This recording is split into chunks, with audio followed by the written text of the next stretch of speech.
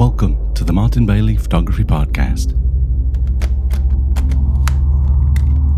It's June 24, 2016, and this is episode 524.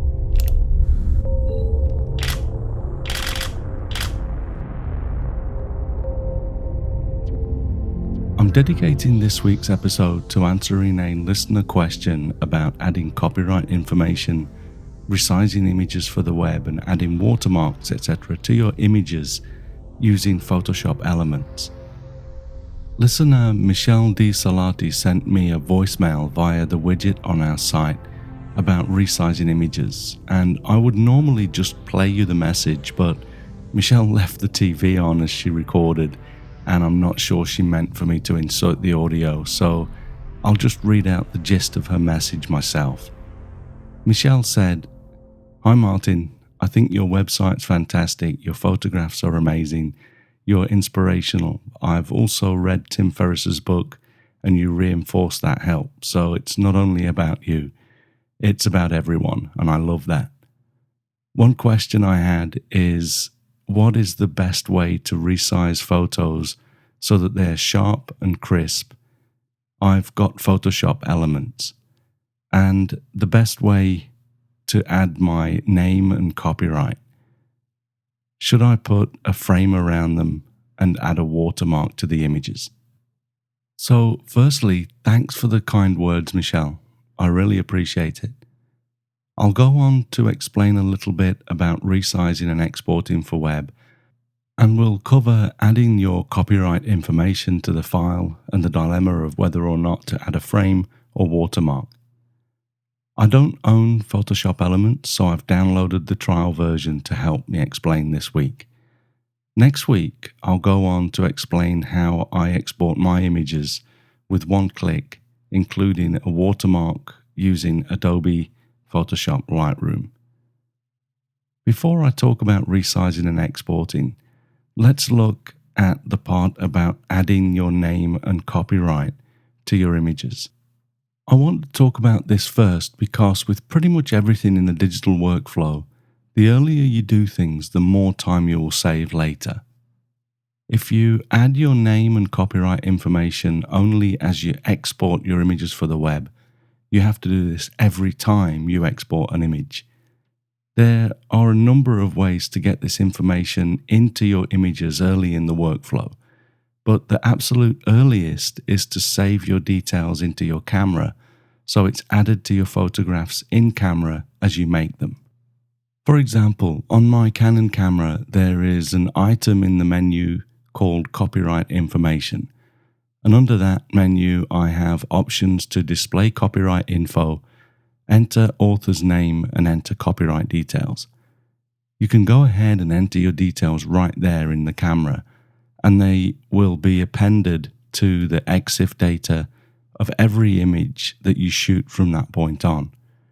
I usually enter my name, then under the copyright information, I add my name along with the words "all rights reserved."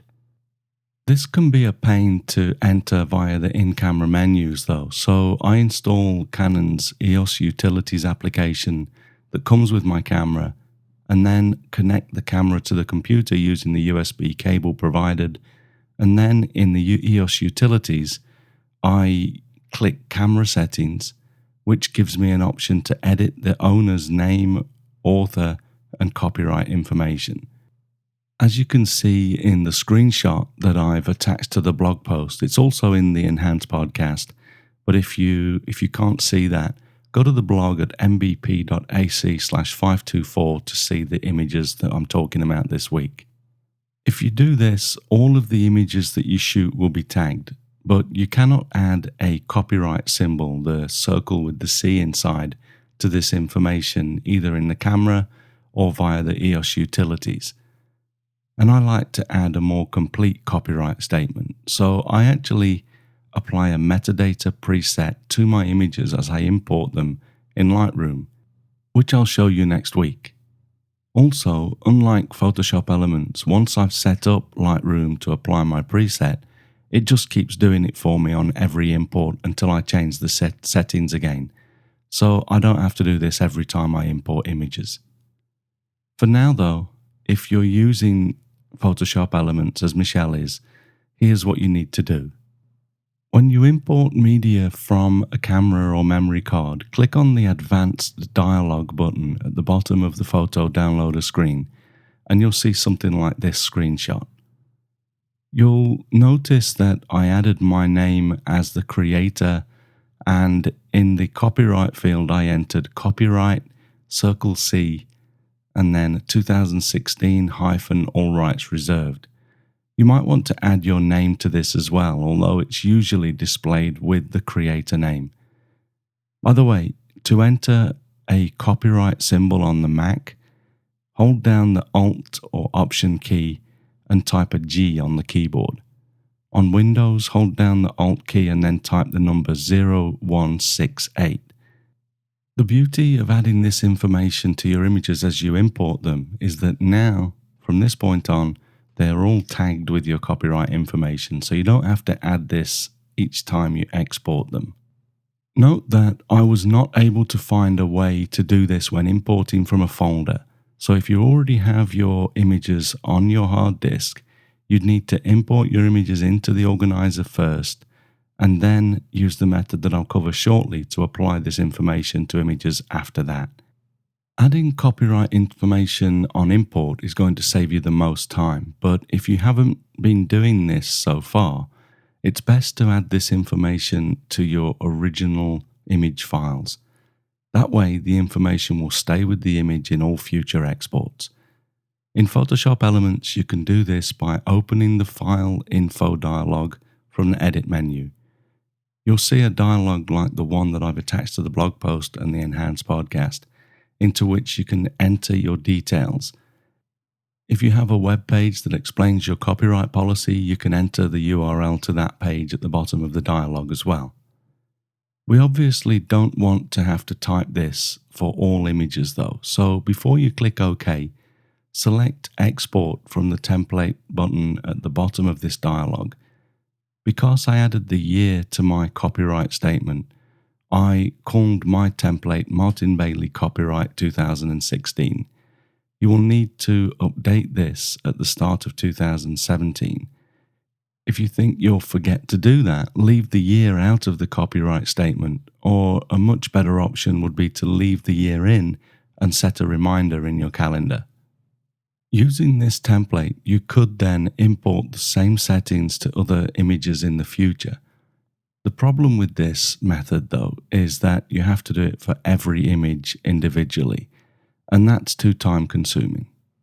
Alternatively, you can go to the Adobe Elements Organizer and select all of your images by pressing Command or Control and the A key on your keyboard, then right-click your files and select Show File Info, or hit the keyword /info button in the bottom right corner of the screen, and then click the information label at the top right. After that, click the Edit IPTC Information button in the middle of the right sidebar. You can then enter your details into the author and copyright fields in the dialog that's displayed and apply them to all of the selected photos. Notice how I chose to overwrite the IPTC contact author information. This is to stop the field being populated with Martin Bailey, Martin Bailey or similar, as it would be if I simply appended this information. Michelle also asked about resizing images for the web and adding a watermark in Photoshop Elements. So let's walk through this. Shortly, we'll use an option to process multiple files for resizing and adding a watermark at the same time. But to do that, you need to either open all of these files or copy them into a new folder. If you only have a few files to export, then just opening them and then proceeding to the next step is fine. If you have more than a handful of files to export though, it's best to make a copy of them first. Select all of the files that you want to resize and watermark in the Elements Organizer. Then from the File menu, select Export as New Files. Select Use Original Format as the file type, and then under Location, click the Browse button and create a folder called Temp or something like that on your desktop. Then click the Export button. Then in Photoshop Elements Editor, not the organizer, select Process Multiple Files from the Edit menu. You'll then see a dialog box like the one I'm showing on the blog at the moment, which you can enter the size of the images that you want to export and add a watermark at the same time. Under the Process Files From pull-down, you can select Folder, Import, or Open Files. If you already have the files that you want to export open in Elements, that will work. Otherwise, click the Browse button next to the source field and navigate to the temp folder that you just exported your original files to, as we can see in this screenshot. For the destination folder, click Browse again and create a folder called Web on your desktop. Under the Image Size section, turn on the Resize Images checkbox. For the size, you need to decide how big you want your images to be. If you make your images too small, people won't be able to appreciate them. But if you make them too big, it would be easier for people to use them for their own purposes without your permission. For a number of years now, I've resized my images to 1440 pixels wide and 960 pixels high for portrait-oriented images, which is a good size for the web. It's not quite big enough for people to do much with, but plenty big enough to appreciate the photographs. Whatever you choose, select Pixels from the pull-down and enter that number into the Width field. Also, change the resolution to 72, which is still pretty much the standard resolution for web use. Unfortunately, there's no way that I could find to handle exporting vertical orientation images at a smaller height when using 1450 pixels as the width. From Lightroom, I can automatically resize horizontal orientation images at 1440 pixels and vertical orientation images at 960 pixels high. In Elements, if I select 1440 pixels wide, then portrait images are exported at 2160 pixels wide, which I obviously don't want. To overcome this, you would need to batch process your horizontal images separately from your vertical images and enter 640 pixels as the width for your vertical images. This would make them 960 pixels high. When you've done that, under File Type, turn on the Convert Files to checkbox and select JPEG High Quality, and under the Quick Fix box, turn on Sharpen. This will ensure that your images are sharpened a little during the export. Even if your images are sharp full size, you need to turn this on or they will look soft after they've been resized. Then under the Labels section, select Watermark, and then under Custom Text, type what you'd like to add as a watermark and select the position and the font and the font size. You also need to select a color for the text. If you just leave this as black, then it won't show up against a dark background. So perhaps it's best to select a mid-gray or even a brighter color if you really want it to stand out. And then make the opacity between 30 and 50%. Once you've done all that, click the OK button and wait for your images to be resized, sharpened, watermarked, and exported all in one go. Now, before we move on, I've got to tell you that at this point in time, May 2016, this process actually doesn't work for me. It should, but I can only assume that there's a bug in Photoshop Elements that is preventing the watermarks from being applied during this process. I spent a couple of hours trying to troubleshoot this yesterday, but I'm out of time, and frankly, I'll never actually buy Photoshop Elements, so I'm going to give up on this for now. If you are not actually going to watermark your images, you can also simply use the Save for Web option in Photoshop Elements after you've opened your files for editing by selecting Save for Web from the File menu. Select JPEG High from the preset pull-down and then type 92 for the quality. This will approximately halve the size of the image file, but show absolutely no digital artifacts in the image. Ensure that Embed Color Profile is checked too, and click Save to save a resized copy of your file. If you want to export with a watermark but you want more control over the process, or maybe want to place it manually over the image, there's a relatively easy way to do this too. First, let's create your watermark and save it as a brush.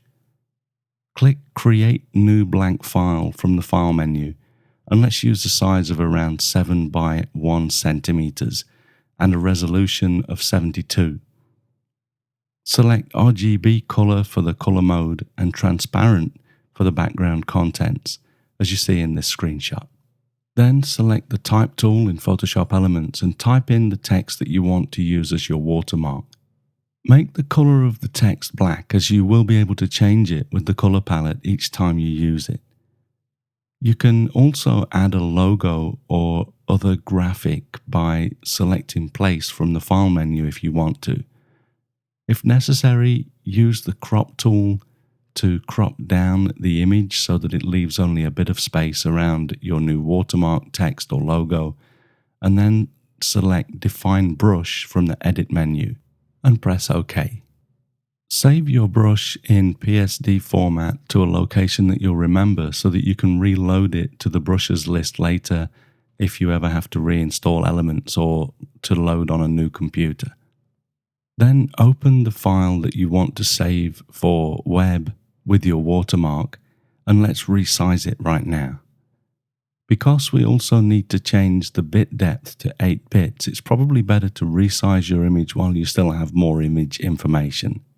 Select Resize and then Image Size from the Image menu, and then turn on the Resample Image checkbox and type in 72 under the resolution and type the new width that you want under the pixel dimensions. I'll use 1440 pixels wide again.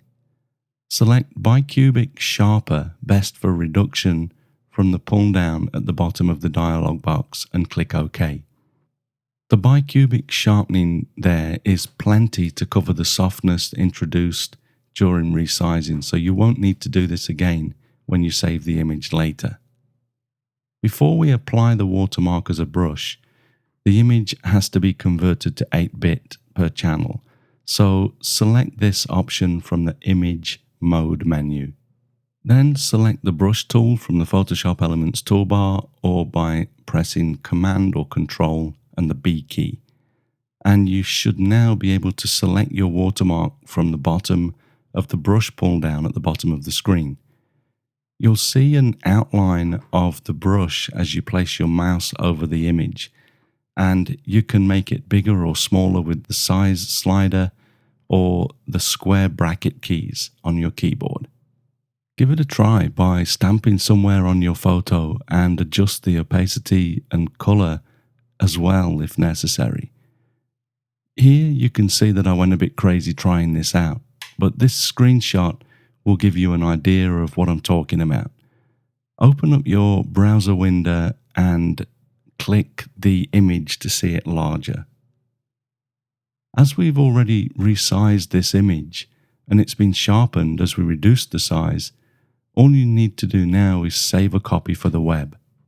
Make sure you don't accidentally overwrite your original image, especially if it was a JPEG, as you'll need to keep your full-size master copy. If you select Save As from the File menu, you can select JPEG as the format and ensure that you turn on the checkbox to embed the color profile, which is sRGB, and then a string of letters and numbers. This helps browsers to accurately display your image. Once you click Save, you'll see another dialog to select compression for your image. I'd recommend between 8 and 10 for the compression, although you can try smaller if you need the image to download quickly from the web.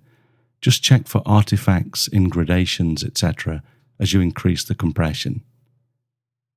Okay, so that's given you a number of different ways to resize and watermark your images, so I hope that was useful.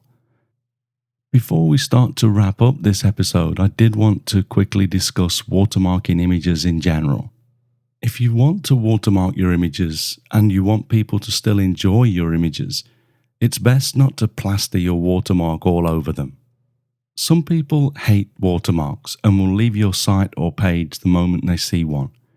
Even though I watermark my images, when I look at a photo that has a huge copyright symbol and the photographer's name or logo all across the image, I generally stop looking.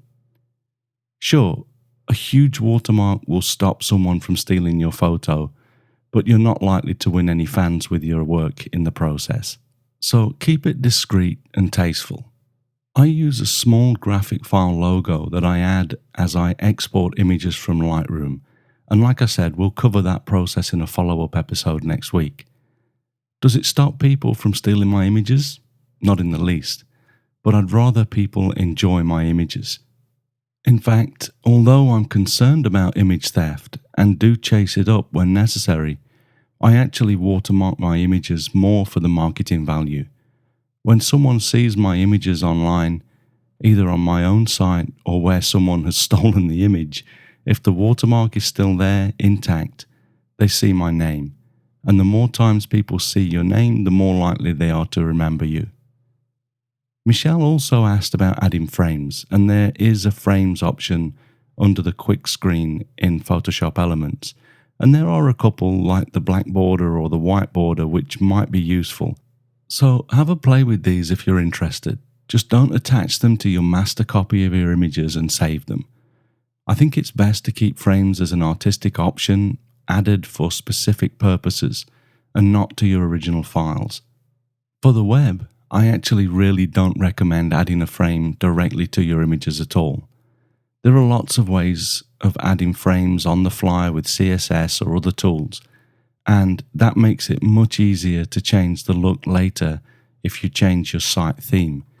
But this is not within the scope of this episode, so I won't go into that today. Anyway, I hope that has been useful, and thanks to Michelle for the great question. We'll follow up next week with how I deal with these things in Adobe Lightroom, and believe me, it's a lot easier. If you have a photography related question that you'd like me to answer in a future episode, you can either record an audio message with the voicemail app in the sidebar for each blog post, and you can also get to that app with the link mbp.ac/voicemail, or drop me a line using our contact form, and that's linked from the top of every web page. Thanks very much for listening today. If you enjoy this podcast, please share a link with your friends, and if you don't already, please subscribe in iTunes or your favorite podcast program to ensure uninterrupted delivery. You can find me on Google+, Twitter, Instagram and Facebook, etc., and links to everything that I'm up to are at martinbaileyphotography.com, so do drop by and take a look. I'll be back next week with another episode, but in the meantime, you take care and have a great week, whatever you're doing. Bye bye.